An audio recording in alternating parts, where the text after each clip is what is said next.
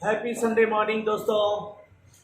आज संडे की सुबह हम आपको अलग अलग प्रकार के अलग अलग नियमों के क्वेश्चन बताएंगे। तो आपको देखना है, सीखना है और अपने आप को नवोदय के एग्ज़ाम में, सैनिक के एग्ज़ाम में, विद्या ज्ञान स्कूल के एग्ज़ाम में सफल साबित करना है। तो सफल साबित करने के लिए एक कछुआ और खरगोश की कहानी सुनी होगी। यहाँ कछुआ एक साइकिल की स्पीड में दौड़ रहा है और खरगोश बुलेट की स्पीड में दौड़ रहा है। देखिए दोनों की जो स्पीड है उसमें कितना अंतर है, लेकिन जो धीमी स्पीड वाला है कछुआ वो जीतता है। वो क्यों जीतता है? वो मंद गति से लगातार लगातार लगातार चलता रहता है। आप कमजोर हो, आप अपनी क्लास में कमजोर हो, ये कमजोर बच्चों के लिए मैसेज है। आप अपनी क्लास में बहुत ही वीक हो, पढ़ने में कमजोर हो, तो कभी कछुआ को याद किया करो। लेकिन उसकी एक अच्छी आदत थी, रफ्तार धीमी थी लेकिन एक अच्छी आदत थी, लगातार लगातार लगातार। उसने संडे की भी छुट्टी कर दी थी, मतलब कोई रेस्ट नहीं। देखा खरगोश आराम कर रहा है, लेकिन उसने कहा नहीं, ये तो अभी उठेगा और दौड़ करके अपने निश्चित स्थान पे पहुंच जाएगा। वो चलता रहा, वो चलता रहा। वैसे ही आपको लगातार पढ़ना है, पढ़ना है, पढ़ना है। ये तेज बच्चे खेल रहे हैं, तेज बच्चे कैरम खेल रहे हैं, तेज बच्चे बातें कर रहे हैं, तेज बच्चे रेस्ट कर रहे हैं, करने दो। वो तो तेज हैं, वो तो तेज हैं, वो तो अभी डाइट उठाएंगे और जो है एक झटके में 100 क्वेश्चन कर डालेंगे। लेकिन आप नहीं कर पा रहे हो, तो परेशान होने की जरूरत नहीं है। बस लगातार लगातार लगातार सीखने की जरूरत है। तो चलिए हम आपको सिखाते हैं, बहुत ही धैर्य के साथ आपको ये चीजें देखनी है, सीखनी है, समझनी है। तो चलते हैं आज के अपने पहले क्वेश्चन पर। ये पहला क्वेश्चन है कि 200 विद्यार्थी एक परीक्षा में बैठे, यदि 75% विद्यार्थी पास हुए तो कुल कितने विद्यार्थी पास हुए? 200 विद्यार्थी परीक्षा में बैठे, एग्जाम हुआ तो 200 विद्यार्थी क्या हुए? एग्जाम में बैठे, 75% पास हुए। 75% का मतलब होता है 75%। 100 में 75, 100 में 75 पास हुए, तो 200 में कितने? 100 में 75, दूसरे 100 में 75, 75 75 हो गए 150। तो कितने पास हुए? 150। ये तो हमने समझा के बताया, एक व्यावहारिक ज्ञान के अंतर्गत बताया। लेकिन आपको जब लिखित करोगे तो 200 का 75% ऐसे लगाओगे। 2 0 ये कट गए, 2 0 ये, 75 दूनी होता है 150। ये कौन है? सफल छात्र, सफल छात्र है। अब इसमें यह भी आ सकता है कि कितने छात्र असफल हुए, फेल हुए, अनुत्तीर्ण हुए। देखो भाषा को समझना है बेटा, आई कांटेक्ट में रहो बेटा, आई कांटेक्ट में रहो। भाषा को समझना है। अनुत्तीर्ण मतलब फेल, असफल माने फेल, फेल माने फेल। तो फेल का पूछ लेंगे, 200 में 150 माइनस कर देंगे, आ जाएगा 50। तो इस तरह से ये क्वेश्चन लगाते हैं। चलिए अगला अगला देखते हैं। अगला क्वेश्चन, राम के पास मोहन से 20% धन अधिक है। राम के पास मोहन से 20% धन अधिक है। कितना अधिक है? 20%। 20%, 100 में 20 अधिक है, 100 में 20 अधिक है, 100 में 20 अधिक है। मोहन के पास 100 रुपया है, तो राम के पास कितना है? 120 है। 20% अधिक, 100 में 20 अधिक है। अगर इनके पास 100 है तो इनके पास 120 है। यदि मोहन के पास 200 है तो राम के पास कितना धन है? तो राम के पास, तो यहां पर हम 200 200 का 20% निकाल लेते हैं। 20 20 दूनी 40। ये 40 क्या है? अधिक है। 40 अधिक हुआ ना, तो 200 रुपया तो इनके पास थे, मोहन के पास, माइनस कर देंगे। 240 रुपया आ जाएगा राम का धन। राम के पास 240 रुपया है, तो 100 में 20 अधिक है, तो 200 में 20 40 अधिक हो जाएगा, है ना इजी? अरे किसके लिए इजी है? जो पढ़ाई में बिजी है, उसके लिए सब कुछ इजी है। जो पढ़ाई में बिजी है, जो केवल मटर गश्ती में बिजी है, तो मटर गश्ती उसको आ जाएगी। तो अभी आपको नवोदय के एग्जाम तक केवल पढ़ाई पढ़ाई पढ़ाई, वो भी कैसे? लगातार लगातार लगातार। चलिए अगले क्वेश्चन को देख रहे हैं। 2/3, 3/5, 7/5 में सबसे बड़ी भिन्न बताओ। तो 2/3, 2/3, 2/5 और 7/5, राइट। यहाँ पर 3 है, चलिए मैं 3 कर रहा हूँ। ठीक, अब क्या है, हर बराबर नहीं है तो इनका एलसीएम निकाल लो। इनका एलसीएम क्या होगा? दोनों देखो ये अभाज्य है ना दोनों, तो जब एलसीएम निकालना हो, आगे पीछे की अगर संख्या है उसका गुणनफल उनका लासा होता है। एक अभाज्य है एक अभाज्य है तो उनका गुणनफल उनका लासा होता है। दोनों अभाज्य है तो उनका गुणनफल उनका लासा होता है। तो अभाज्य है 5 3 15। अब 3 5 15 और 5 दूनी 10, 5 3 15, 3 दूनी 6, 5 3 15, 3 दूनी 6, 5 3 15 और 17 21। अब इसमें कौन बड़ा है? इसमें बड़ा है 21, तो बड़ी भिन्न कौन सी हो गई? 7/5। आंसर बराबर 7/5 आ गया। आप दशमलव में भी निकाल सकते थे। अब दशमलव लगाया, यहाँ 0 बढ़ गया, तीक्षण 18, बचे 2, दशमलव लगा, 20 हो गए, फिर तीक्षण 18 है, फिर दशमलव लगा है, तीक्षण 18, 3 अंक तक ले जाते हैं।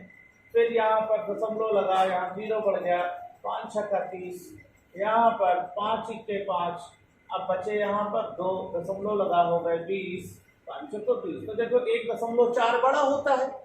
1.6 का मतलब 60 पैसा, इसका मतलब 66 पैसा।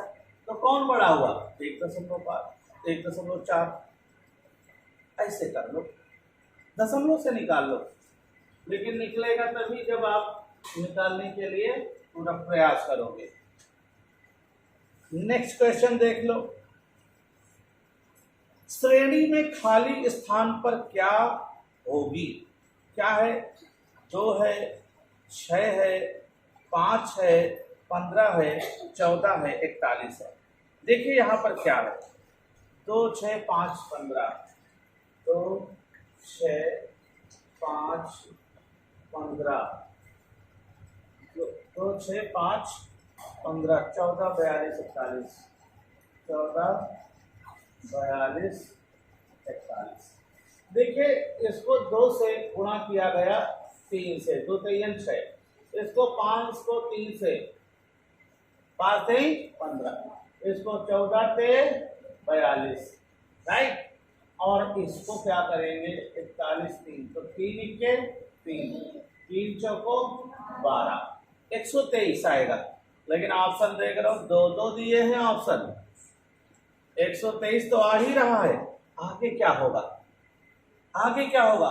तो यहाँ देखिए 2 3 6, अच्छे के पहले वाली है 5, यहाँ लिख दिया गया, 5 से 15, 15 के पहले होता है 14, है ना?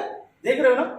अब 14 से 42, 42 के पहले होती है 41, 41 3 123, 123 के पहले होती है 122।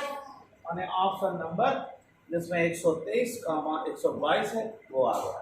ऐसे लगा लेते हैं, ऐसे करोगे तो आप सीखोगे। अब ये आएगा कैसे? इसकी ज्यादा से ज्यादा क्या करो? प्रैक्टिस करो, इसके लिए समय निकालो। अगला क्वेश्चन देख लो। एक बाग में काम करने वाले पुरुषों और स्त्रियों की संख्या का अनुपात 3:2 है। कितना है? 3:2 है। 3:2 का मतलब जानते हो क्या होता है? 3:2 का अनुपात हो, 3:2 का मतलब 3 पुरुष हैं तो 2 स्त्रियां हैं। 3 पुरुष हैं तो 2 यदि पुरुषों और स्त्रियों की कुल संख्या 165 है तो पुरुषों की संख्या बताओ। अब यहाँ पुरुष और स्त्री कितनी है? 165। तो यहाँ जो अनुपात दिया गया है इसको भी जोड़ लेंगे। ये 3:2 जो है इसको क्या करेंगे? जोड़ लेंगे। क्या आएगा? 5। अब चूंकि से लगा लो, चूंकि जब अनुपातिक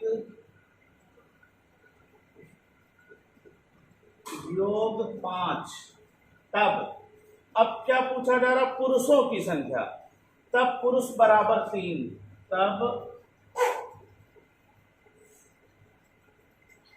पुरुष बराबर 3। ये विशेष प्रकार की आवाज कौन निकाल रहा है? जब योग कितना? 165, तब पुरुष बराबर। तो देखो हम लिखने की तरकीब बताते हैं, ट्रिक बताते हैं। ये चूक के सीधे चले जाओ, जो संख्या मिल जाए वो ऊपर, वापस आओ, जो मिल जाए वो नीचे, और इसलिए के पास जो मिले वो ऊपर गुणित करके 165। 5 1 5, 5 3 15, बच गया 1, हो गया 15, 5 3 15, और यहाँ पर 3 3 9, 3 3 9। आंसर आ गया 99 पुरुष। समझ में आया होगा। अब इसके लिए क्या करना है? लगातार प्रैक्टिस करनी है। जो लगातार प्रैक्टिस करेगा वही जीतेगा ये लड़ाई, पढ़ाई की लड़ाई। अगले क्वेश्चन को देख रहे हैं। एक मकान का किराया 300 रुपये प्रति मास था। 8% की वृद्धि हुई। मकान का किराया कितने रुपए प्रति मास हो गया? कितना था? 300 रुपये प्रति मास का मतलब होता है प्रति महीने। प्रति मास का मतलब होता है प्रति महीने। तो 8% वृद्धि हो गई। 8% का मतलब 8/100। 8% का मतलब होता है 8/100। 100 रुपया में 8 रुपया बढ़ गए तो 300 में कितने बढ़ गए? 300 का 8% निकाल लो। 2 0 ये, 2 0 ये, 3 8 24। ये 24 रुपए क्या हो गया? वृद्धि। ये क्या हो गया? तो 300 में 24 जोड़ दो, 324 रुपया प्रति मास हो गया। अब किराया ऐसे आता है। अगर आप ये नहीं पढ़ सकते हो ना तो लेबरी करने के लिए तैयार रहो। अगर ये तुमको कठिन लग रहा है, ये कठिन लग रहा ना, तो फिर आप ये समझो कि अगर आप पढ़ नहीं सकते हो तो फिर आप बोझ उठाने के लिए रेडी रहो। चलिए आगे बढ़ते हैं।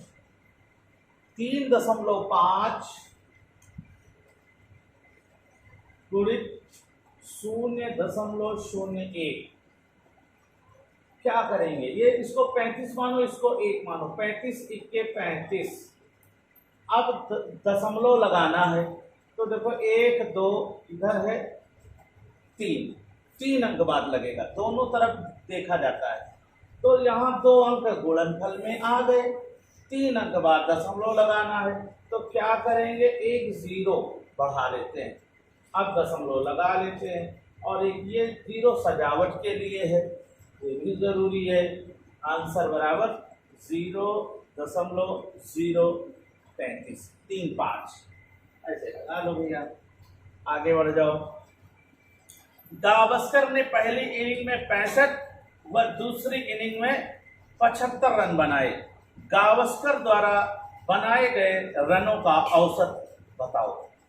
65 और 75, 65 और 75, इनको जोड़ लेंगे। 5 5 10 और 7 6 13 और 1 14। 5 5 10 6 1 7 7 7 14। अब 2 से भाग दे दो, औसत पूछ रहा ना, तो दोनों इनिंग में जो रन बने उनको जोड़ लो, 140 बने। अब औसत मालूम करना, 2 से भाग दो, 2 सत्ते 14 और ये 0। आंसर बराबर 70 आ गया। हो गया। अगला क्वेश्चन देख लो। 6 + 6 डिवाइड 6 + 7 + 7। देखो क्या करते हैं, अब पहले भाग को सॉल्व करते हैं। अब जो नहीं सॉल्व करना उसको वैसे ही लिख लेते हैं, कल कोई बच्चा कह रहा था ये समझ में नहीं आता, क्या करेंगे, पहले तो समझा देंगे, अलग आ जाना समझा देंगे। 6 × 6। अब फिर देखो ये नहीं कट रहा है तो क्या करेंगे, प्लस ये 7 फिर प्लस और ये कट रहा है 7 × अब सब प्लस प्लस है, जोड़ दो। 6 1 7 7 7 14 1 15। बस हो गया आंसर, हो गया है ना इजी। अब ये एक बार में नहीं आएगा, ये कई बार लगाना पड़ेगा, कई बार। अब साइकिल ऐसा थोड़ी है उठा दो और बस लिया और चल दिए। साइकिल सीखना पढ़ाई करना एक जैसा है, जितनी ज़्यादा प्रैक्टिस करते हो उतना ही आपके लिए सरल हो जाता है। चलिए आगे का क्वेश्चन है 4 × 44 और क्या है डिवाइड 4 अपॉन